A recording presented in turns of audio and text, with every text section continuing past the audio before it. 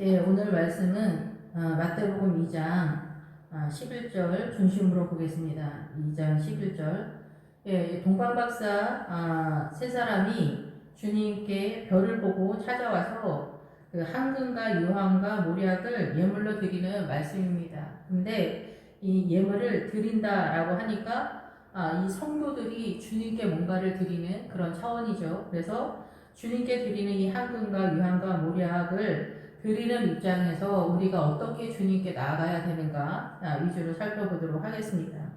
예, 먼저 동방 박사는 이 동쪽에서 이 올라오는 세력이거든요. 동쪽에 그 빛이 일어난다는 거. 동방에서 올라오는 이 세력으로 이 동방 박사가 오는 거거든요. 그래서 박사는 마술사다 뭐 이런 뜻이에요.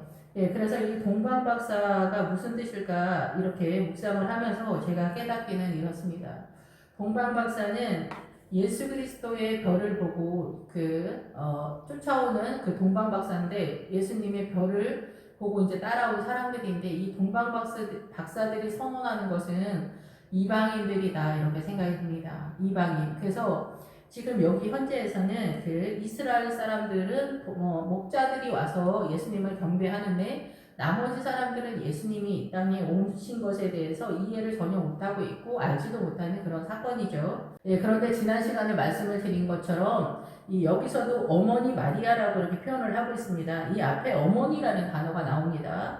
예, 그리고 마태복음 1장에서도 어머니 마리아라고 이렇게 표현을 하고 있어요. 예, 그래서 이 어머니 마리아라고만 표현을 하지 않고 어머니라는 단어가 더 들어가면서 이 마리아의 정체성을 좀 더 분명하게 마리아의 이 정체성을 정확하게 표현을 합니다. 그래서 계속 말씀을 드리지만은 이 마리아는 구약의 미리암이라는 뜻이고 이 마리아는 교회 공동체를 선언해요. 이 어머니가 등장할 때는 교회 공동체를 선언하는 거예요. 그래서 이 교회 공동체랑 어머니가 하는 일이 똑같습니다. 이 교회 공동체가 성도를 품죠. 어머니가 임신을 하고 그 아이를 태어나게 하고 양육을 하잖아요. 그렇기 때문에 어머니라는 단어가 나오면 교회 공동체를 사용합니다. 예, 그래서 이 어머니가 등장을 하게 되는데 이 아가서에서도 그렇고 룻기에서도 나오미가 어머니로 등장하잖아요. 그래서 나오미는 이 이스라엘 교회 공동체를 선언하고 있고 아가서에서도 그 솔로몬의 어머니에게 면류관을 드린다 이러거든요. 거기서 밧세바를 말하는 게 아니에요. 그래서 이 솔로몬의 어머니에게 솔로몬이 자기 엄마한테 우리가 보통 이제 다 우리 엄마 아버지가 훌륭해서 저를 이렇게 키워서 이렇게 됐어요. 뭐 이렇게 하는 우리들의 사고, 이 세상 문화에서 그 사고가 아니라 닷세바가 아니라 여기서 교회 공동체를 말하는 거예요. 그래서 이 교회의 영광을 돌린다. 이 교회가 이 어머니 마리아에게 교회 공동체가 영광을 돌린다 이런 뜻이죠. 예, 그래서 동방 박사들이 오는 거예요. 그래서 이 동방 박사들이 오는데 여기서 어머니 마리아라고 이렇게 표현을 하고 있어요. 그래서 어머니라고 꼭 집어서 말을 해줘요. 여기서 마리아라고 등장하는 게 아니라 그래서 이게 구약으로는 마리아가 미리암인데 신약으로는 마리아로 표현하고 있어요. 그래서 이 마리아는 이 신약 성경에 마리아가 굉장히 많이 등장을 해요. 그래서 이 마리아는 뭐냐면은 이스라엘을 예표하는 거예요. 교회 공동체를 예표하는 거예요. 그래서 교회 공동체에 예수 그리스도의 나라가 하나님의 나라가 어떻게 펼쳐지고 이 막달라 마리아도 교회 공동체를 상징하거든요. 이 막달라 마리아는 망대라는 뜻이에요. 막달라 마리아. 예, 그래서 이 망대니까 어때요? 교회 공동체로서 선언이 되는데 일곱 귀신 들렸던 막달라 마리아가 교회 공동체를 선언하는데 왜 그러냐면은 예수님의 십자가가 오기 전에 일곱 귀신한테 사로잡힌 사단의 문화권에서 완벽하게 우리가 죄의 종으로 살아가고 있는 형국이다라는 거죠. 그런데 이 막달라가 망대 역할인데 마리아가 등장하니까 망대적 역할을 하는 이 교회 공동체가 배반을 하고 배신을 하는 미리암적 그 믿음의 내용을 담고 있는 거예요. 그런데 신약에 와서는 이 미리암의 배신과 반역과 완고함을 상징했던 이스라엘 사람들이 예수님의 십자가가 오면서 이 부활을 받아들이는 마리아가 된 거예요. 부활을 맞아들이는 교회 공동체가 된 거예요. 그래서 예수님을 맞아들이는 교회 공동체가 이 막달라 마리아나 이 어머니 마리아가 예표를 하고 있는 거예요. 그래서 우리가 이제는 구약에서는 죄의 그늘에, 흑암의 그늘에 앉아 있었지만은 이제 예수님의 십자가로 구원의 은혜가 나타나고 이 어머니 마리아가 예수님을 품게 되었을 때 요셉의 메시지인 자유가 선포되면서 예수님의 십자가의 의가 나타나면서 부활의 신앙으로 나타나게 된다라는 것에 대한 선언입니다. 그래서 여기 어머니 마리아가 어머니 마리아가 그러니까 단순히 어떤 개인을 뜻하기보다는 이스라엘 공동체의 믿음을 예표한다라고 볼 수가 있어요.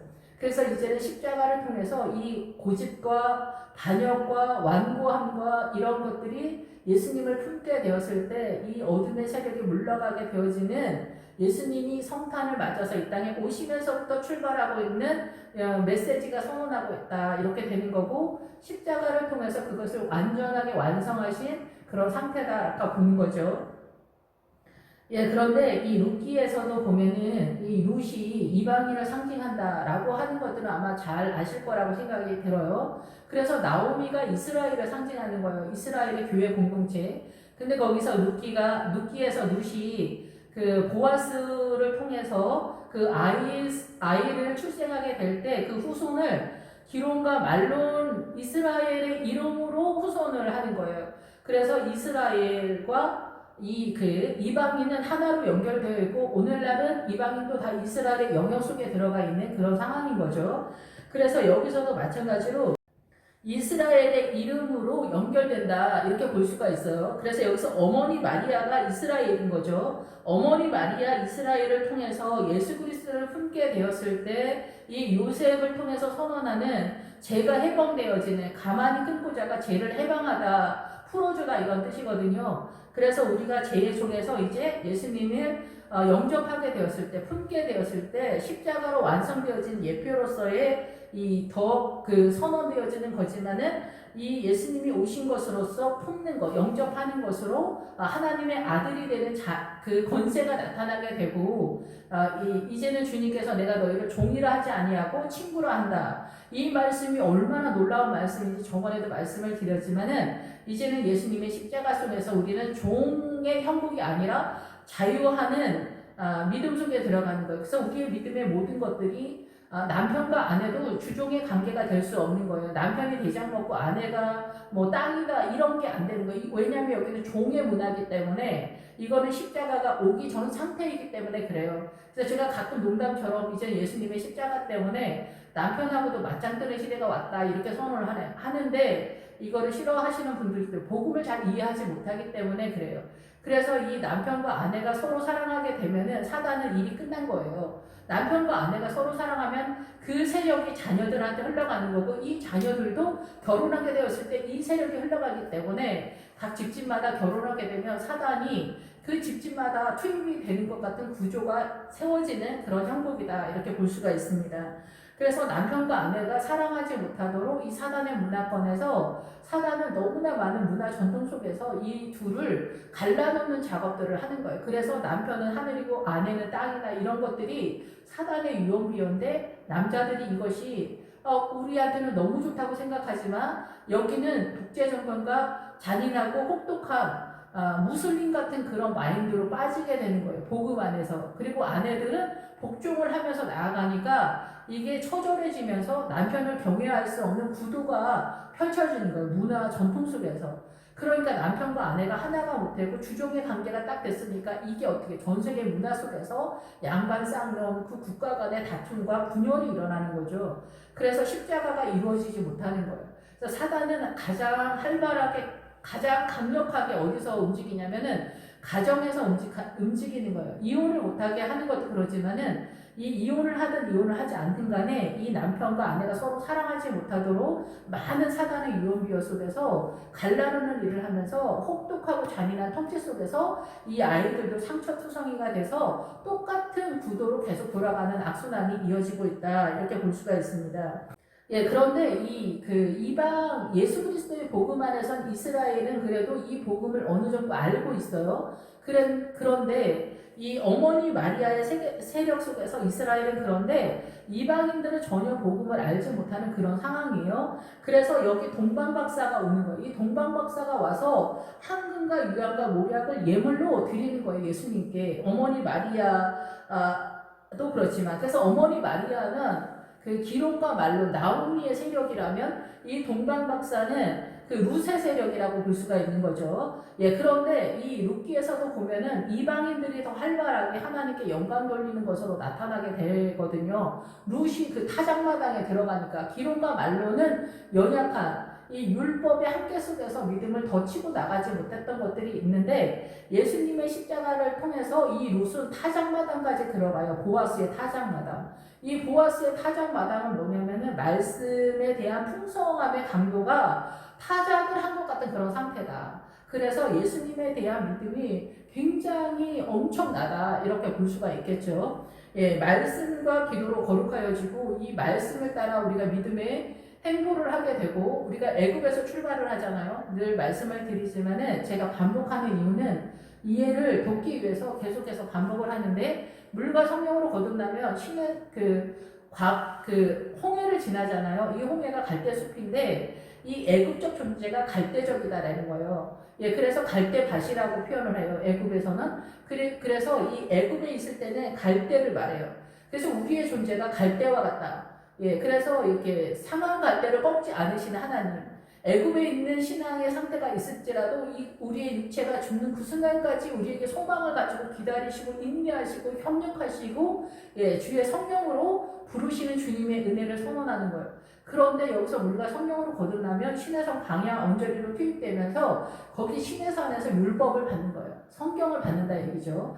여기서 이제 영적 전쟁이 출발하면서 아말렉과의 전투를 본격적으로 하게 되죠. 세상을 버리는 거죠. 세상의 아름다움을 다 버리는 훈련을 하는데 여기서 그렇게 우리가 만만하지가 않잖아요. 여기서 거의 많은 크리스천들이 많이 나가 떨어지는데 여기서 이제 미디안과 블레셋과 암몬, 모압, 에돔적 신앙관 속에서 이렇게 치우친 아예 독자적으로 움직이는 세력의 믿음의 형상도 있지만 전체적인 것들이 우리 안에 다 함께 또 존재하고 있는 것도 있어요. 그러면서 이제 요단강 근처에 가면은 가나안의 7 족속 중에서 아모리 족속이 7성을 7왕으로 구성되어 있는데 그 두 왕의 사단의 세력을 공격했을 때 요단강을 건너가게 되는 거예요. 그래서 우리는 여기서부터는 이제 이 사고가 우리의 사고가 아니라 사단이 우리의 사고를 집행한다라는 것들을 그 요단강에서 알게 되는 거거든요. 예, 그래서 이 요단강을 건너가고 나서 이 여리고성에서 새로운 신앙관을 세우고 이제 전쟁을 하는 데 있어서 배대를 끼고 들어가야 되는데 아이성을 공격할 때 배대를 끌고 들어가는 그런 헛된 전쟁을 하는 그런 구도가 있어요. 그것이 아간의 사건을 통해서 주님이 다시 한번 찝어주는 거예요. 너희들이 요단강 건너오기 전 상태의 믿음의 내용과 방법으로 전쟁을 하면은 그것이 아간이라는 거예요. 예, 그래서 그거를 깨닫게 되었을 때 이제 베델을 끼고 하나님의 집을 끼고서 아이성을 공격하는 거죠. 그 아이성이 뭐냐면은 나 자신이에요. 다 이런 것들이 내 자신 안에서 세워지는 하나님의 나라의 구도인 거죠. 예, 그래서 이 아이성을 공격하게 되면 거기서 이제 하나님의 나라가 세워지는 영적 전쟁이 본격적으로 세워지는 거예요. 예, 그런데 여기에서 보면은 이 성경을 알지 못하면은 이거를 모르는 거예요. 그래서 이 물과 성령으로 거듭나서 신해산 광야 언저리로 투입이 되게 되는데 여기에서 말씀을 모르게 되면은 이 아론의 금송아지가 등장하는 거예요. 말씀을 모르는 상태에서 우리가 최선을 다해서 하나님의 나라려니 하면서 이 사단의 문화권의 오름의 그 개념 속에서 주님의 나라를 섬기잖아요. 보통 성도들이. 그랬을 때 그것이 금송아지다라는 거죠. 예, 그래서 우리가 목사님이랑 전쟁하는 뭐 집사님, 권사님, 장로님들이 자기네가 그것이 옳다라고 생각하면서 전쟁을 하지 이게 잘못된 것이라고 해서 전쟁을 하는 것이 아니다라는 거죠. 목회자도 마찬가지고. 그래서 이 오름에 대한 개념이 사단이 가장 이 모든 사람들을 보편적으로 속이는 가장 강력한 파워예요. 이것에 대한 선언이 아모리 족속, 가나안의 7족속 중에서 아모리 족속이 선교에서 센터를 담당하면서 우리를 섬기는 가장 강력한 세력으로 등장하게 되는 거죠. 그것이 여호수아에서 이 7성은 7왕으로 구성되었는데 2성은 2왕은 요단강 전에서 포진되어 있고 5성 5왕은 요단강을 건넜을 때 나타나는 거예요. 그래서 거기서 나타나는 이 5성읍의 성읍과 왕의 그 세력이 어떻게 우리를 기만하며 이 사단의 문화권에서 우리의 사고의 개념 속에서 이 사상과 이념 속에서 일반의 평민들의 삶 속에서 어떻게 오름의 전략 속에서 우리를 속이고 지옥으로 끌고 가는가. 예, 이것을 깨닫는 것이 제일 어려운 것이라는 거죠. 예, 이 얘기는 뭐 너무 길기 때문에 제가 계속해서 반복을 드리지만은 왜 이 얘기를 하냐면 이 어머니 마리아와 이 동방 박사가 연결되기 때문에 그래요. 어머니 마리아는 이스라엘도 별 볼 일 없이 고집스럽고 완고하고 사단의 문화권의 그 정서, 사단의 문화권의 아론의 금성아지 자기들이 오름의 사고, 성경을 보면서 문자적으로 해석을 하거나 인간의 부패한 사고 속에서 성경을 해석하기 때문에 이 성경을 제대로 모르고 오히려 바리새인과 사두개인들이 오히려 예수님을 제일 마크하는 절대 사단의 세력으로 등장하게 되는 것만큼이나 눈이 어둡다라는 거죠. 예, 그래서 이 이스라엘 어머니 마리아의 세력이 이제는 예수님을 품게 되는 거예요. 이스라엘도 예수님을 품고 이방인인 동방박사는 이 황금과 유약을 가져와서 예수님께 드리면서 여기도 이제 출발이 되는 그런 상황인 거죠. 이미 동방박사를 통해서 이 세계 열방의 이방인들이 이 이스라엘로 들어오는 예수 그리스도를 품게 되어지는 사건을 여기서도 예표하고 있는 상황이다 이렇게 볼 수가 있습니다. 그래서 이 동방박사는 우리가 생각하는 이제 박사지만 마술이다 뭐 이런 뜻이잖아요.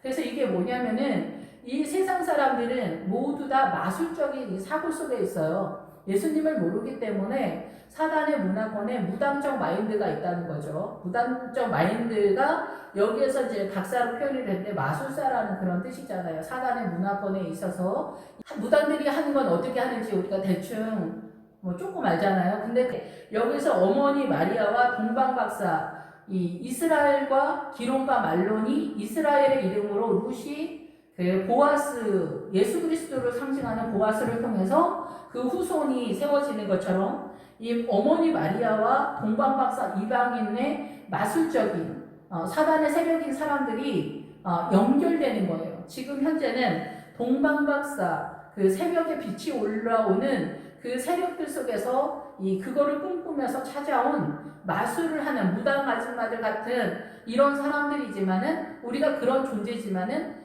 이제 예수님의 십자가로서 그 포도나무에 붙어있는 가지가 되는 거죠.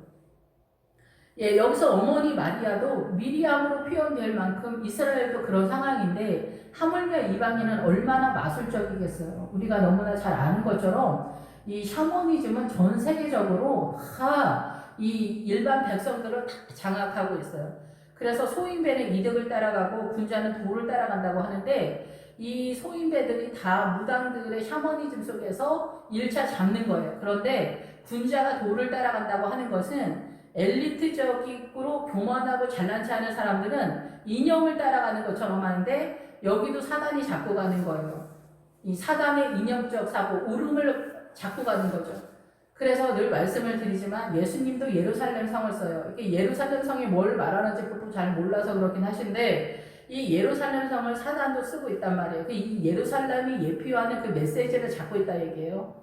예, 그래서 마지막에 그 적그리스도를 상징하는 그 프리메이슨도 마찬가지예요. 그 예수님의 이름을 그대로 쓰고 있어요. 이게 프리메이슨이 견고한 돌이라는 거예요. 예수님도 반석이라는 뜻이잖아요. 예수님이 빛이라고 하시잖아요. 얘네도 일루미나티를 쓰는 거예요. 우리가 빛이다라는 거죠. 그래서 이 견고한다 그 빛인데 이 노동자 혁명을 깔고 가요. 이 프리메이슨도. 그래서 어리석은 백성들에게 우리가 너희에게 자유와 사랑을 선포한다 이렇게 하는 거죠. 그런데 이 노동자 혁명은 공산당도 이 베이스의 노동자 혁명으로 가는 거예요. 사람 중심이다 이렇게.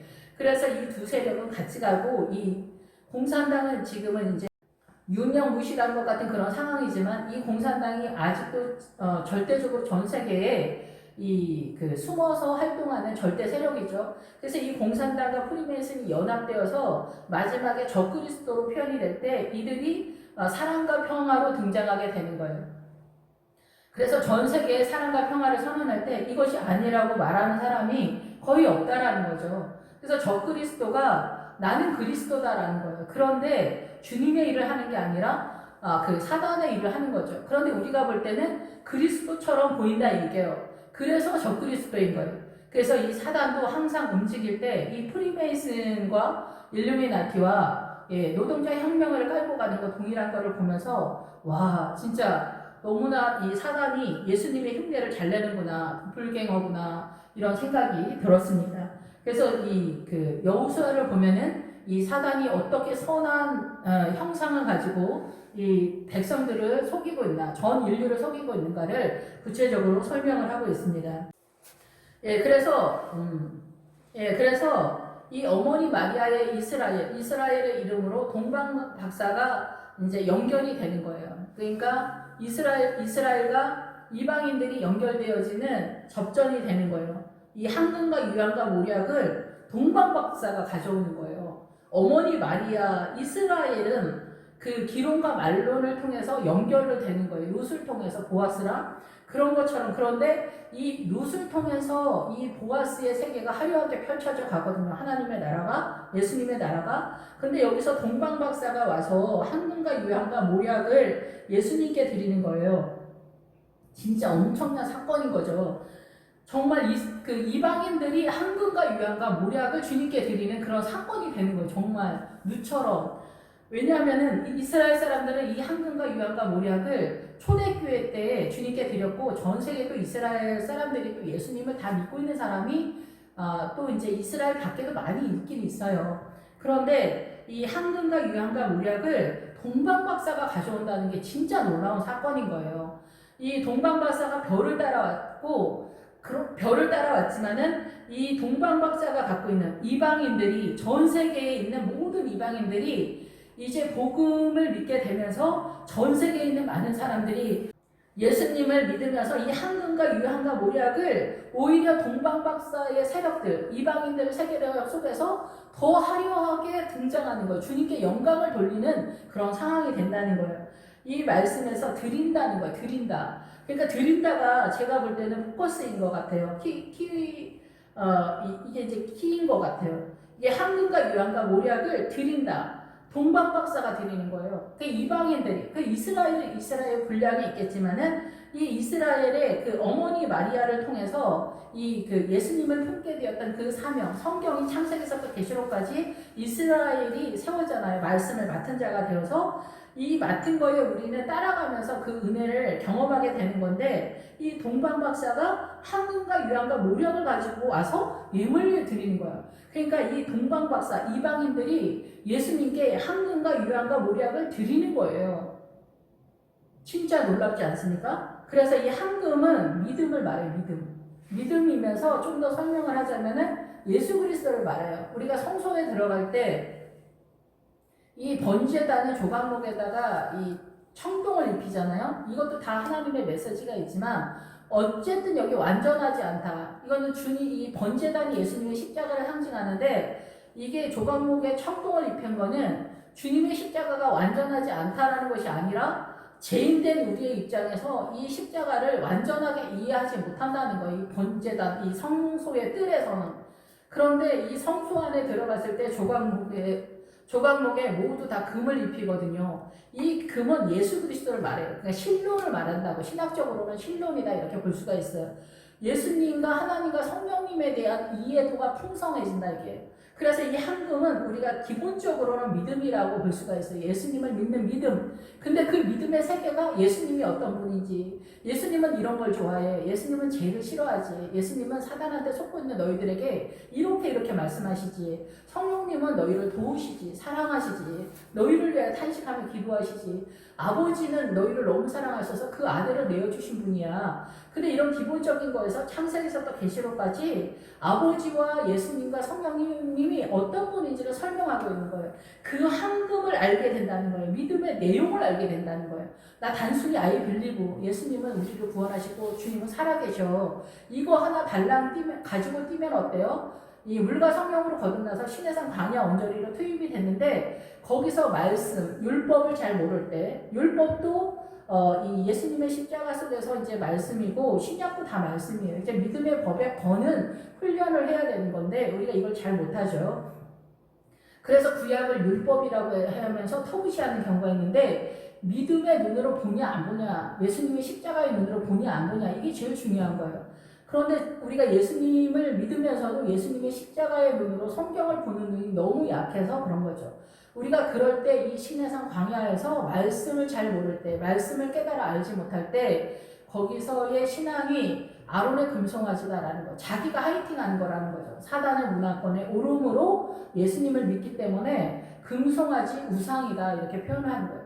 이것이 잘못됐다고 생각하는 크리스찬이 없다는 거예요. 우리가 볼 때는 성경이 정확하게 명시되어 있으니까 이렇게 생각하지만 교회 공동체에 있는 이 사람들이다라 얘기해요. 교회 공동체에서 주님을 잘 모르는 사람들을 이 아론의 금송아지다라고 얘기하는 거예요. 근데 교회 공동체에서 성경 공부 잘 못하고 주일날 이 설교 내용은 20분, 30분 잘 못 넘어가는데 그리고 기도도 안 하지. 무슨 수로 주님을 알겠어요. 말씀과 기도를 알아야 이 사단의 문화권에서 벗어나서 하나님의 나라를 보게 되는 거잖아요. 예수님이 살아계시다는 것을 깨달았을 때 그 시각으로 성경을 봐서 그 나라를 봐야 되는데 기도도 안 하지, 말씀도 모르지. 그러니까 어때요? 내가 하이팅하니까 아론의 금송아지가 되는 그런 형국이다라는 거죠. 그래서 이 황금은 우리가 이 믿음을 드린다는 거예요. 주님 앞에. 그래서 한마디 깨달은 말로 가리키는 것이 1만마디 방언의 기도보다 더 유익하다. 사도 바울이 말씀하는 것. 말씀을 깨닫는 것. 이것이 하나님의 나라이기 때문에 이게 너무 중요하다는 것. 깨닫지 못한 거 다 사단 나라인 거예요. 내가 얼마만큼을 주님이 아느냐 그것만큼 사단 나라인 거예요. 예. 그래서 이 주님을 아는 게 일생이 걸리는 거예요. 일생 동안. 그래서 이 황금을 주님께 드리는 거예요. 주님이 얼마나 우리를 사랑하시는지를 알게 되는 거예요. 인생 동안. 주님을 알게 되는 거예요. 주님은 이런 분이구나. 그래서 가끔 제가 말씀을 드리지만 계시록에 흰 돌에 새 이름을 써줄 텐데 받는 자만 안다. 받는 자만 아는 그 이름이 뭐냐면은 내 이름이 아니에요.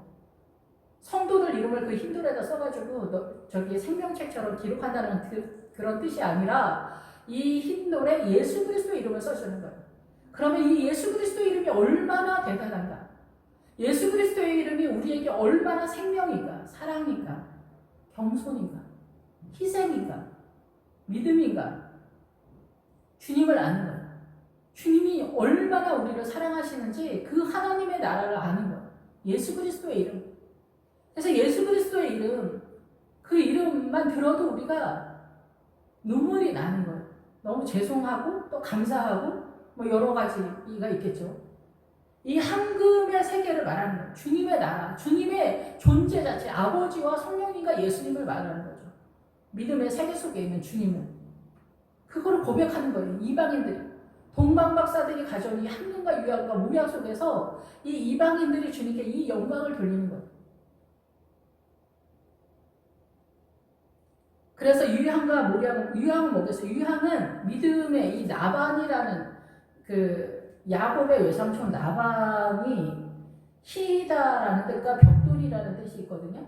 그래서 이 유향을 통해서 믿음의 사람이 된다 이런 얘기를 하는 거예요. 그래서 밧다나람 쪽으로 가는 나반은 무슨 세계냐면은 보통 우리가 예수 믿는 사람을 얘기하는 거예요. 예수 믿는 사람, 예수 믿고 흰옷을 입고 이런 성도들을 이야기해요. 근데 요단강을 건너서 들어간 사람들은 별로 많지 않잖아요. 요단강을 건너서 들어가는 하나님의 나라의 그 엄청난 가나안의 7 족속을 깨닫는 세계 속으로 들어간 사람들은 아브라함과 이삭과 야곱 이 사람들이라고 볼 수가 있어요. 근데 야곱 속에서부터 야곱 때에서부터 내려오잖아요. 근데 야곱은 이미 가나안에 소속된 사람들이 가나안의 믿음을 아는 사람이에요. 그리고 이제 여호수아와 갈렙이 그 세계를 아는 거죠. 그래서 그 세계를 알게 하셔서 지금 우리가 그쪽으로 가게 하는 건데 어쨌든 여기서 그래서 이 유향은 그 일반 교회 공동체에 흰옷을 입은 사람들의 무리다 얘기예요. 거기에서 나반을 통해서 외삼촌 나반에게서 이 야곱이 아버지가 있는 가나안으로 간다는 얘기는 뭐냐면은 이게 그 요단강을 건너서 하나님의 그 놀라운 믿음의 세계 속으로 떠난다라는 거예요. 야곱이. 그래서 야복강 나루터가 뭐냐면 요단강하고 비슷한 그런 상황인데 이 교회 공동체에서 이해가 되실지 모르겠지만 그냥 설명을 하겠어요. 이 교회 공동체에서 하나님의 그 영화로우신 세계로 들어가는 이 사단이 우리를 속이는 이 문화 전통 속에서 사상적, 이념적으로 어떻게 우리를 속이는가를 선언하는 것들을 구체적으로 설명하는 게 그 아브라함이 있는 그 자리거든요. 그 자리로 이제 야곱이 가는 수준이 됐다 이 얘기를 하는 거예요. 그래서 보통의 일반적인 성도들은 이 교회 공동체 일반적인 수준의 믿음이다. 예, 그래서 우리는 애굽에서 출발하지만은 그 아브라함과 사라가 그쪽에서 왔잖아요. 그 밧달 아람 쪽에서 왔잖아요. 그러니까 그 밧달 아람에서 일반 교회 공동체에서 신앙생활을 어느 정도 해야 이 요단강을 건너서 가나안의 아브라함의 믿음의 세계 속에 들어가는 거예요. 예수님은 믿자마자 뭐 그쪽으로 갈 수 없어요. 절대. 그런데 그 밧달 아람에서 밀가라는 사람이 있고 뭐 어쩌고 얘기하잖아요. 거기에도 그 사람이 다 통치자다. 예, 그런 뜻이거든요. 여왕이다 막 이런 뜻이에요. 그러니까 믿음의 세계 속에서 여기도 엄청난 사람들이 있는데 이 아브라함의 믿음의 세계 속에서는 완전 다른 나라예요. 이 사단의 속임수를 우리가 정말 하나님이 이 땅에서 이해할 만큼의 이 사단의 속임수를 알 수 있는 그 세계를 선언하기 때문에 그래요. 그래서 우리가 남자 여자 주종의 관계고 남편은 하늘이고 아내는 땅이다. 이거에 뭐 다 그렇게 생각하실 텐데 이 아브라함이 100세의 그 아비멜렉이 떠나면서 그 아내에게 아비멜렉이 그러고 사라한테 그러거든요. 이제 너의 부끄러움이 다 해결되었으니 내가 은천을 주겠다. 이렇게 선언하는 거예요. 은천이면은 예수님의 숫자거든요. 우리가 구하는, 네가 구하는, 너희들이 구하는 모든 것을 주겠다라는 거예요. 은천을 주겠다. 상상할 수 없는 세계가 펼쳐지는 거죠. 믿음의 세계에 있어서. 근데 이 라반은 이 보편적인 우리의 이 크리스찬들의 교회 공동체라고 봐야 돼요. 이 교회 공동체. 그래서 이 애굽 쪽에서 가는 것과 이 밧다라람 쪽에서 오는 거는 약간 틀리는 거예요. 그래서 거기서 이제 야곱을 설명하기 위해서 주님이 그렇게 하신 거라고 보여집니다. 그래서 여기서 이제 유양을 주는 거예요. 그 믿음의 내용. 우리가 하나님 앞에서 살아가는 그 유양을 하는 거예요. 단순히 예수 그리스도의 향기만. 기본적으로는 우리가 향금은 믿음이고 유양은 예수님의 향기고 모략고 십자가라고 이렇게 선언을 합니다. 다르게 보시는 분도 있지만은 믿음과 예수님의 향기의 삶과 모략이 이 모략이 십자가라고 이렇게 딱 선언이 돼야죠. 이건 쓰다라는 뜻이에요. 그래서 다른 각도로 보기도 하지만은 제가 이제 고집적으로 선언한다면 믿음과 예수 그리스도의 향기를 내는 삶이니까 나반의 그 크리스천의 삶인 것이고 이 모략은 쓰다라는 거예요. 마라와 연결이 돼요. 그래서 고통과 쓴 것과 죄와 연결이 되거든요. 이것은 나를 나오미라 하지 말고 나를 말하라 하라 이렇게 얘기하잖아요. 나오미가 로키에서. 근데 여기에서 모략이 그 쓰다라는 거 고통 가운데 쓰다. 이게 쓰다가 뭐냐면 그래서 이 쓰다의 세력은 뭐냐면 우리의 죄로 인해서 고난 가운데 있는 그런 상태를 얘기하는 거예요. 죄로 인해서 고난 가운데 있어서 이 쓰다는 죄의 어떤 성질인 거죠. 죄. 그래서 이 죄는 사단의 통치권에 속에 있는 이 세상의 모든 것이 다 죄예요. 말씀과 기도 속에서 믿음으로 빠져나가서 그 예수님의 십자가로 믿음의 세계로 전환되어진 그 믿음이 하나님의 나라고 나머지는 다 사단 나라고 이 사단에 우리가 호흡하거나 움직이거나 뭐를 해도 다 사단적으로 존재하게 되어 있어요. 이것이 성나가는 먹고 사단의 통치권 속에 들어온 그 내용을 얘기하는 거예요. 그러면 이 모략이 예수님의 십자가다 라는 것으로 우리가 표현을 하는데 여기서 예물을 동방박사가 드린다라고 표현을 하고 있어요. 그러면 십자가를 우리가 주님께 드리는 게 아니겠죠. 이게 모략이 십자가를 예표하겠지만은 동방박사가 이 이방인들이 주님께 모략을 드릴 때는 뭐를 드리는 것일까요? 내 죄를 드리는 거라고 저는 그렇게 깨닫습니다. 주여 나를 불쌍히 여기소서. 나를 구원하소서. 이 마라에 쓴 이 고통, 이 고난과 이 죄, 이 고난이 죄로부터 오거든요. 이 죄와 이 고통을 주여 받아주시옵소서 하는 거죠. 주여 내 죄를 용서해 주시옵소서. 주여 내 죄를 용서해 주시옵소서. 예수님의 한금의 십자가의 은혜를 속에서 주님을 알게 되면서 우리가 크리스찬이 되면은 이 모략의 세계를 알게 되는 거예요. 그러면서 우리가 정말 아브라함의 믿음이 그 가나안으로 가게 돼요. 이 세계를 알게 되면, 이 죄를 알게 되면 사단이 이 사단의 문화권에서, 사단의 통치권 속에서 이 세상에서 어떻게 우리를 완벽하게 속이고 있는가를 알게 되는 것. 그것이 죄에서 나가는 것. 이 모략을 경험하게 되는 거예요. 이 죄를. 그래서 제가 이 남자 여자를 제일 많이 설명을 하는데, 이 남자 여자가 모든 재앙의 근원지라고 그렇게 선언을 하고 있어요. 아브라함에서 이 애굽으로 내려갈 때 주님이 가정이 재앙의 근원지다. 남편과 아내가 서로 사랑하지 못하는 주종의 관계, 남편이 하늘이고 땅이 여자다, 아내다, 이렇게 되어지는 이 사단의 유언비어가 우리의 사고 속에서 붙들고 있는 모든 삶의 내용들, 이런 것들이 바로 우리를 잡고 있는 쓴 거다는 거죠. 그래서 이 사고 속에서 하나님의 나라로, 이 황금의 나라로 빠져나가는 게 굉장히 어려운 거예요. 듣고 깨달은 한마디로 가리키는 것이 유익하다. 이게 엄청난 사건인 거예요. 이게 하나님의 나라. 한마디를 듣고 깨달았으면 그 한마디만 하나님의 나라인 거예요. 내가 성경을 알지 못하는 만큼 문자적인 거는 하나님의 뜻이 아닙니다. 그리고 목사님들은 이 성경을 문자적으로만 이해를 하기 때문에 이 문자적으로 이해하는 거는 바리새인하고 사두개인처럼 부패한 우리의 습성 속에서, 우리의 유교적 마인드에서 이 성경을 이해하기 때문에 전혀 딴소리를 하는 거예요. 부자와 나사로도 이 목회자와 제 문제로 고난 당하고 있는 그것 때문에 고통을 당하는 나사로 얘기를 하는 거거든요. 근데 우리가 잘 먹고 잘 사는 이 세상의 부자와 가난한 사람을 얘기하는 거예요. 이것은 어디에서 오는 건가요? 공산당 좌파가 똑같은 복음인데 약간씩 틀어버리는 거예요. 그래서 복음을 만나지 못하는 거예요. 주여 주여 하는 자마다 주님 뭐래요? 아버지의 뜻대로 하지 못한다. 그래서 내가 너희를 알지 못한다는 거예요. 내가 하는 이 선한 것이 약간씩 틀어서 주님 복음에서 벗어나게 하는 거예요. 엄마 아버지를 잘 모신다는 이유로 아내를 잘라내고 이혼을 하는 거예요. 아내가 더 중요한데, 아내를 살리면 누구를 살릴 수 있어요? 엄마 아버지를 살릴 수 있는데, 엄마 아버지를 살리려고 아내를 죽이니까 결국은 이 엄마 아버지도 죽고 자기도 죽는 거라는 걸 모르는 거죠. 근데 사단은 이런 것들을 알지 못하게 하는 거예요. 엄마 아버지만 크게 보이는 거예요. 정작 그럼 자기는 잘 모시냐? 그러지도 못하면서 이게 요상하게 구도를 틀어버리는 거예요. 그래서 주님의 말씀을 깨닫지 못하는 거예요. 그래서 아내를 살살 굴려서 어떻게든 이렇게 해서 이 엄마 아버지한테 신경을 좀 쓸 수 있도록 하고, 자기가 아내가 잘못되면 본인이 가서 하면 되는데, 이 구도에서도 남편은 하늘이기 때문에 여자가 해야 된다, 이런 구도로 또 빠지면서 악순환이 되는 거예요. 영원히 이 죄의 수레바퀴에서 나오지 못하는 거예요.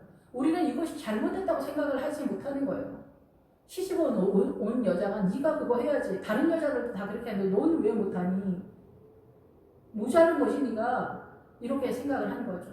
우리가 남편과 아내 일부 일처제가 됐지만 믿음의 내용 속에서는 아직도 사단 나라에서 우리는 다 아우성인 거예요. 상처투성인 거예요. 칼 맞았는데 남편이 더 눌러주는 거죠. 모자른 소리 그만하라고. 여보 나 여기 너무 아파. 너 미쳤니? 이렇게 얘기하는 거예요. 그게 말이라고 하니? 하면서 더 박아주는 거죠. 어디서 그따위 소리를 하냐. 시댁 흉 보면 죽을 줄 알아라. 여기 박아놓고 또 박아주죠. 그러니까 영원히 이 악순환이, 사랑할 수 없는 구조가 계속 돌아가는 거예요. 그러니까 이게 시댁하고 며느리 얘기가 아닌 거예요. 남편과 아내가 이런 구조 속에서 복음에서 벗어나니까 서로 사랑할 수 없는 거예요. 상처투성이가 되는 거예요. 경외할 수 없는 거예요. 그리고 남편들은 하늘이라고 생각하니까 이 종이 말을 너무 안 듣는 거야. 인상 쓰면서 따지고 억울하다고 헛소리만 하는 것 같은 거야. 사랑할 수 없는 거지. 이게 사단 나라는 거예요. 아내들이 억울해서 미칠 것 같은 게 사단 나라의 이 사고예요. 남편들은 이 아내가 왜 말을 똑바로 안 듣냐, 시대 식구들 우리 집안을 왜 제대로 못 섬기냐, 그리고 왜 가서 흉을 보냐, 이런 것들이 사단 나라를 이용해요. 사단은 우리로 하여금 이렇게 억울하게 생각하면서 거의 이게 매이게 돼. 분노가 가라앉게 해. 그래서 우리의 영혼이, 그러니까 영혼이 난도질을 당하는 그런 상태로 끌고 가는 거예요. 어때요? 우리 직장이나 뭐 학교나 자식들 양육하는 거에 차별을 해. 엄마가 차별을 해. 엄마가 공부시키는 애가 숨을 못 쉬게 해. 엄마가 이 공부하다가 죽을 것 같아. 오죽하면 어린이들이 탈모가 오겠어요. 이게 어른들도 스트레스 너무 많이 받으면 탈모가 난다는데 애기들이 그런 거예요. 애기들이 자살을 하는 정도로 엄마 아버지가 밀어붙이는 거예요. 이 한많은 인생에서 무슨 영화가 있다고. 의사가 되든 변호사가 되든 뭐 검사 뭐 하버드대 박사가 돼도 결국 우리가 죽음이 문 앞에 왔을 때는 이게 아무것도 아닌데 환영을 쫓아서 살아가는 사람들처럼 우리는 진짜 24시간 365일 돈 쫓아서 또 기진맥진하고 탈진한 것처럼 사는 거예요. 세상에. 아무렇게나 살아가는 거 아니지만은 우리 인생 전체 속에서 이렇게 사단한테 속고 있는 거예요. 모든 것에 있어서. 근데 정작 내가 죽을 때가 됐을 땐 아무것도 아닌 거야, 그냥. 오늘 내가 죽는구나. 그 죽는 것도 나는 안 죽는다고도 착각을 해요. 나한테는 죽는 게 오지 않을 거라고 생각해요. 80, 90, 100세가 되신 할아버지, 할머니들이 이제 죽을 병에 걸리면 너무 놀라는 거야. 죽을 때가 훨씬 넘었는데도 놀라는 거야. 나는 120, 150까지 살 거야. 결국 죽는 건데. 사단한테 인생 전체를 이렇게 통째로 환영을 쫓아가는 것처럼 우리는 그렇게 살다가 아내한테 옷 한 벌 안 사줘. 남편한테 좋은 말 한마디 해주기가 그렇게 어려운 그런 인생을 살면서 종래는 죽음이 없는 것처럼 죽음을 맞아. 죽음이 쳐들어와서 놀래 자빠지면서 죽는 거예요. 원래 죽음이 없었는데 나만 죽는 거죠. 예수쟁이들도 다 마찬가지. 이게 무슨 일입니까? 예수님을 믿는데. 좀 옆으로 빠졌는데. 하여튼 그래서 이 모략은 내 죄를 주님께 구하는 거예요. 근데 제가 이제 나이 50이 넘으면서 우리는 회개가 불가능하다는 걸 알았어요. 죄를 모르는 거예요. 목사님 무슨 소리예요? 나는 죄를 너무 잘 알아요. 아니요. 우리는 이 사단의 문화권에서 완벽하게 사단한테 기만당하고 속고 있어요. 내가 알고 있는 내가 알고 있는 이 죄는 사단의 문화권의 죄의 개념이고 사단의 문화권의 선의 개념이에요. 사단이 선악과니까요. 우리는 죄를 몰라요. 그래서 남편과 아내가 전쟁할 때, 부모 자식 간에 전쟁할 때, 형제끼리 전쟁할 때, 직장에서 싸울 때, 학교에서 친구들끼리 싸울 때, 다 자기가 옳다. 다 자기가 억울하다고 싸우는 거예요. 아내들이 일생 동안 억울하다고 얘기하는 거예요. 억울하다. 나 여기 칼이 꼽혔다. 나 여기 칼이 꼽혔다. 셀 수 없다. 이제 더 이상 내가 이 칼이 꼽힐 자리도 없을 만큼 나는 억울하고 잔인하고 혹독하고 가혹한 인생을 살았다. 이게 뭐예요? 이 억울한 거에서 우리 못 빠져나가요. 저도 그랬지만은 이게 사단의 문화권의 언어 속에서 사단의 통치권을 받은 이 비수들이 내 가슴 속에 다 박힌 거예요. 억울하다. 분노하다. 나의 온 영혼을 사로잡고 있어. 저 인간 때문에 내가 온 영혼이 분노 속에서 미움 속에서 죽어가고 있는 거예요. 내 영혼이 말라 비틀어 죽고 있는데 우리 이걸 못 노는 거예요. 뭘 회개해야 되는지 몰라. 내가 왜 회개를 해? 이 많은 인간들 때문에, 왼수 같은 신랑 때문에, 시댁 때문에, 친정 때문에, 자식들 때문에, 직장 부장님 때문에, 내 친구가 나를 등쳐먹어서 이런 모든 내 인생의 아우성의 모든 비수들 때문에 내가 이렇게 됐는데 내가 뭘 회개를 해야 돼? 내가 왜 저 인간들을 용서를 해야 돼? 포커스를 잘못 잡고 있는 거예요. 사단한테서. 주님 앞에는 그 인간들 미워서 무슨 용서를 해요? 우리가 용서할 실력이 없어요. 여기서 기도하는 것은 아버지요, 나는 이 죄에서 나갈 수 없습니다. 주님, 이 분노에서 빠져나갈 수가 없습니다. 이 미움에서 나갈 수가 없습니다. 이 억울함에서 나갈 수가 없습니다. 사단은 우리를 그렇게 속이는 거예요. 억울하다고 속이고 있는 거예요. 남편이 어떻게 저런 말을 할 수가 있어. 어머니가 어떻게 저렇게 못된 말을 할 수가 있어. 내가 이렇게 헌신하고 이렇게 충성을 했는데 어떻게 이렇게 제대로 못했다고 이렇게 구박을 할 수가 있어. 어떻게 저렇게 못했을까. 이게 사단 나라예요. 사단 나라. 사단 나라에서 우리를 이렇게 공격할 때 여기서 자유로울 사람이 어디가 있어? 한 명도 없죠. 집집마다 문 열어보면 다 이런 걸로 아우성이잖아요. 내가 뭘 잘못했어? 나는 억울한 것 뿐이야. 근데 이 분노와 억울함과 미움 속에서 내가 죽고 있는 거예요. 저 사람은 저 사람의 문제지만. 그래서 사단은 우리가 죽는 줄도 모르고 죽게 하는 그런 속임수를 우리가 하는 거예요. 문화 전통도 속이지만 2중, 3중을 계속 속이고 있는 그런 상태인 거예요. 그때서야 비로소 주님께 기도하는 거예요. 십자가가 등장하는 거예요. 난 여태까지 똑바로 살고 있는 줄 알았는데 내가 사단한테 속고 있었던 거예요. 그래서 나는 이 분노를 끌어안고 미움을 끌어안고 억울함을 끌어안고 사단이 주는 대로 사단이 이끄는 대로 끌려다니면서 비명을 지르면서 더 사단한테 들러붙어 있는 거예요. 억울하고 또 억울하고 또 분노가 나고 또 분노가 나고 더 믿고 더 미운데 무슨 용서를 해. 그때서야 비로소 주여 나는 용서가 내 안에 없습니다. 주님 제 안에는 사랑이 없습니다. 나를 불쌍히 여기소서. 내가 죽겠나이다. 이 죄 때문에 이 분노와 미움과 억울함 때문에 주여 내가 죽겠나이다. 나를 불쌍히 여기소서. 나는 죄인입니다. 이 십자가가 아마 보통 저 같은 인생을 많은 사람들이 살고 있을 거라고 생각이 들어요. 그래서 요즘 개인적으로 저의 부족함도 있고 이런 모든 것들이 있겠지만은 이제서야 내가 할 수 없는 끝자락. 내가 최선을 다했어. 내가 잘 섬기려고 했어. 남편을 맞추려고 했어. 자식한테 맞추려고 했어. 내가 얼마나 최선을 다했는데 주님 아시죠? 주님 제가 얼마나 열심히 노력했는지 주님 아시죠? 그래서 더 억울했었던 거예요. 근데 어느 날 보니까 이게 죄인 거야. 이게 죄인 거야. 최선을 다했다. 근데 최선을 다하지 않으면 이 세계에 오지를 못해요. 이 복음을 깨닫는 자리에 오지를 못하기 때문에 이거는 반드시 그렇게 오는 어떤 가둑이라고도 볼 수 있어요. 최선을 다했을 때 안 되거든요. 최선을 다해서 용서하려고 앉아서 기도하면은 더 꼴보기 싫은 것만 이 온 머릿속에 딱따구리가 돌아가거든요. 용서? 어디서 용서를 해?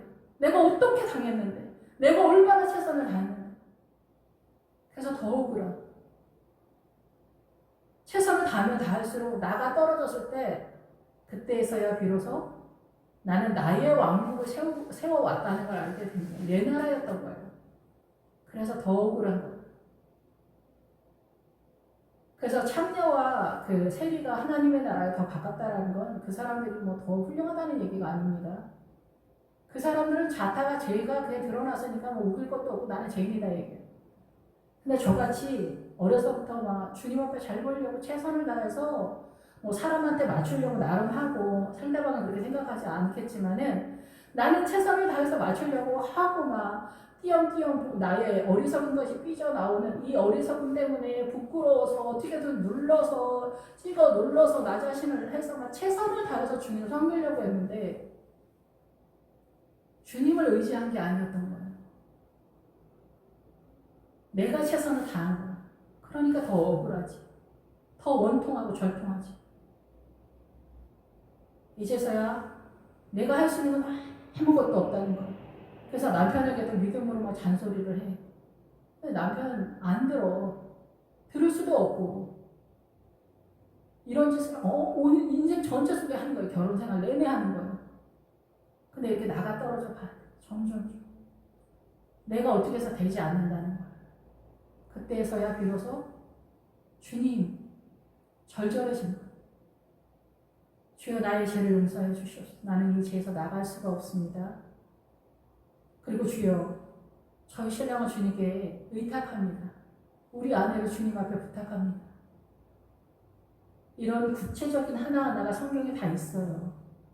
근데 그걸 하나하나 다 깨달아야 바보짓을 잘 하지 않고 주님께 의뢰할 수가 있을 뿐더러 기본적인 삶에서 적용을 해서 나가요. 근데 이 성경을 모르면은 내가 최선을 다하는 거에서 빠져나가지 못해요. 그래서 내 나라를 세우는 거예요. 내 나라. 내가 최선을 다해서. 그래서 며느리들이 억울한 거예요. 나름 했는데 안 봐주네. 나이가 들어가면 들어갈수록 시어머니 시아버지 아파지고 보따리는 더 커지고 이혼을 결심하게 되는 거예요. 이런 게 다 사단 나라예요. 우리는 억울하고 절통하고 저도 억울하고 절통하다. 이런 얘기를 진짜 많이 했는데 주님 가슴 아파 어떻게 이럴 수가 있어. 이게 사단 나라에 공격당한 내용이라는 거예요. 이 공격당하지 않으려면 어떻게 해야 돼요? 기도를 해야죠. 근데 기도도 초짜들이 하면은 뭐 동으로 가는지 서로 가는지 모르는 거야. 주님은 소식도 없고 남편은 계속 짜증나고 나는 실력이 없고 화가 나고 인생 전체가 걸리는 거죠. 믿음. 출발할 때는 아득한 것 같은데 나이 40, 60이 되면은 그 믿음의 부유함에 서게 되는 거예요. 그것이 이 성경을 통해서 알게 됐을 때 우리 신랑이 지금 저렇게 하면 이렇게 해야 되겠구나. 내가 지금까지는 사단의 말을 계속 했었구나. 사단의 나라에서 사단의 선악과의 선을 얘기한다고 했는데 그냥 더 좋은 모양으로 내 스스로가 속았던 것이구나. 사단의 문화권의 악이면은 사람들이 그걸 잘 건드리지 않는 분위기죠. 그래도 건드리는 사람이 있지만은 그래도 모르는 사람이 많지만은 하나님의 복음을 알게 됐을 때 이 모략이 저는 그렇게 깨닫습니다. 나의 죄를 주님께 드립니다. 십자가를 통해서 주님께 내 죄를 드리는 것, 주여 나를 용서해 주시옵소서. 그래서 내가 고난을 당하면 당할수록 그 다윗도 시편에 보면은 원수가 아닐진데 뭐 가까운 사람이다, 집안 식구다 뭐 이렇게 얘기하거든요. 내 삶의 영역 속에 있는 사람들과 트러블이 생기면서 복음으로 가면 갈수록 이 사람들이 미워하거든요. 이 복음을 불편하니까, 이 빛이 불편하니까. 이 모든 것을 주님께 맡겨야 되는 거예요. 결국은 주님만이 해결할 수 있는 거예요. 그래서 나도 이 인생 전체 속에서 나도 당했던 이 비수들이 이 고통을 경험하면서 또 다른 누군가가 그런 이야기를 할 때 이거 우리가 아무리 노력해도 안 돼요. 주님께 맡겨야 돼요. 생각하지 않도록 노력해 보시고 이 아픈 거를 주님께 안지면 주님 제가 억울해서 눈물이 납니다. 주님 저를 용서하여 주시옵소서. 주여 이 분노에서 못 나갑니다. 주님은 저는 미움에 갇혔습니다. 이 억울함에서 갇혀 있습니다. 주님 이 감옥에서 나를 꺼내주세요. 주님의 십자가로 저를 꺼내주세요. 우리는 우리 죄를 몰라요. 누가 그런 얘기 말하면은 화가 머리 끝까지 나거든요. 말도 안 되는 소리 하지 말아라. 주님께 맡겨야 돼요. 주님께 맡기는 게 인생 중후 많이 가는 것 같아요. 저 같은 경우는. 그래서 동방 박사가 이 항근과 유황과 모략을 주님께 바치는 거예요. 이 항근과 유황과 모략 우리가 주님께 바치는 거예요. 믿음과 믿음의 그 신앙의 내용, 내 삶을 다 흰옷을 입으면서 흰옷도 마찬가지예요. 흰옷도 우리가 뭐 흰옷을 금방 입어야 된다 막 이렇게 아우성이었는데 어디서 구해서 입나 막 예수님의 옷이라고 하는데 근데 이 흰옷을 입으려면은 벌거벗어야 돼요. 일단 그 벌거벗은 모습을 보이지 말라고 해서 우리는 이게 나쁜 거라고만 생각하면 그게 아니에요. 우리가 이미 사단의 문화권에서 사단으로 옷 입고 있는 이 옷들을 다 벗어야 돼요. 이 옷들을 다 벗는 게 성경을 깨달으면서 흰옷으로 넘어가는 그런 상황인 거예요. 그러면서 이 사단의 문화권의 옷들을 벗으면서 내가 벌거벗은 상태가 되는 거예요. 그러면서 흰옷을 입게 되는 거예요. 예수님의 옷을 그냥 막 입게 되는 게 아니에요. 예수님의 그 흰옷은 뭐겠어요? 창세기서부터 계시록까지 말씀이겠죠. 근데 주님 나라에 들어가면 이게 하루아침에 이루어지는 건 아닌데 주여 불쌍히 여겨주시옵소서. 내 남편이어서 내 소유비여서 돈을 못 벌어서 뭐 속을 새겨서 바람 피워서 성질이 못돼 처먹어서 모든 게 꼴보기 싫은 걸로 보이거든요. 어떻게 사랑해요? 사랑할 수가 없어요. 오직 복음 안에서 그 하나님의 나라를 맛보아 알 때 비로소 그 남편의 경외함에 어떤 짓을 해도 경외함에 부족함이 없게 되는 거예요. 주님의 십자가 안에서 깊이 들어가면 들어갈수록 잘 먹고 잘 살고 다 환영과 같은 겁니다. 의사, 변호사, 판사, 검사, 뭐 하버드 박사 그 영화로움과 그 대단함이 죽음 앞에서 환영이 사라지듯이 바람처럼 사라지고 나는 주님 앞에 서게 되는데 내 인생에 주님 앞에 시간을 내주거나 주님 생각하거나 주님이랑 동행하거나 이런 날들이 없었던 거예요. 세상을 향해서 전력 집중하고 억울하고 원통하고 절통하고 이 미움에서 나가지 못했던 많은 아내들이, 며느리들이 억울하고 원통하고 절통한데 우리도 남편을 거만한다라고 나는 종의 나라 속에서 똑같이 사단한테 다른 모양으로 감옥에 갇혀 있었던 거라는 거죠. 근데 주님은 아내가 하와가 생명이라는 뜻이에요. 그래서 아내에게 네가 먼저 헌신해 줄래? 네가 먼저 나한테 다가와 줄래? 네 남편은 너를 살려줄 생각이 없어. 그것을 깨달아야 주님 구원해 주세요. 저의 용서를 해주세요. 남편 붙들고 이제 얘기 안 하게 되는 거예요. 그 전에는 사단 나라에서 속아서 남편 붙들고 얘기하는 거예요. 여보, 당신 이러면 안 돼요. 여보, 기도하셔야 돼요. 여보, 그러면 하나님이 싫어하세요.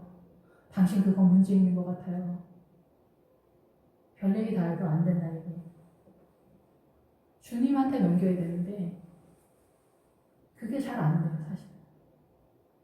돈도 그렇고 자식도 그렇고 다 내가 해야 속이 풀리니까요. 그게 사단 나라의 정서예요. 우리의 정서. 인생 전체 속에서 모든 것에 속는 거예요. 환영을 따라 이 사단의 어둠 속에서 인생 전체를 죽는 순간까지 깨닫지 못하다가 죽는 거죠. 기도하겠습니다.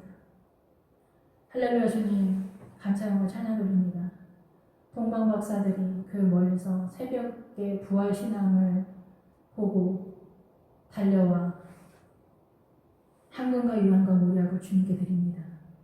우리의 인생 속에서 이스라엘은 이스라엘의 길을 가겠지만 우리는 우리대로 이 이방 나라에서 이 복음을 만났사오니 주님에 대한 이 황금의 열망과 주님에 대한 그 사랑으로 인하여 드러나는 내 삶의 흰옷을 입은 내용과 이 삶 가운데 우리의 죄를 지고 가신 주님의 십자가의 그 고난으로 인하여 우리의 죄를 다 주님께 내어드리고 우리의 죄를 해결해 주시는 주님의 은혜와 하나님의 나라가 펼쳐지는 그 은혜 가운데 살아가는 그 은혜가 영을 따라 저희들의 삶 가운데 모든 성도들의 삶의 자리 속에 영혼의 깊은 곳에 이 황금과 유황과 모략의 나라가 펼쳐지도록 주여 축복하여 주시옵소서. 주님들 죄송하고 감사합니다. 주님을 사랑합니다. 이 코로나 때문에 세상이 조용한 주의 거룩한 성탄에 저희들의 연약한 믿음을 주님께 바칩니다. 주님 받아 주시옵소서. 예수님 이름으로 기도했습니다. 아멘.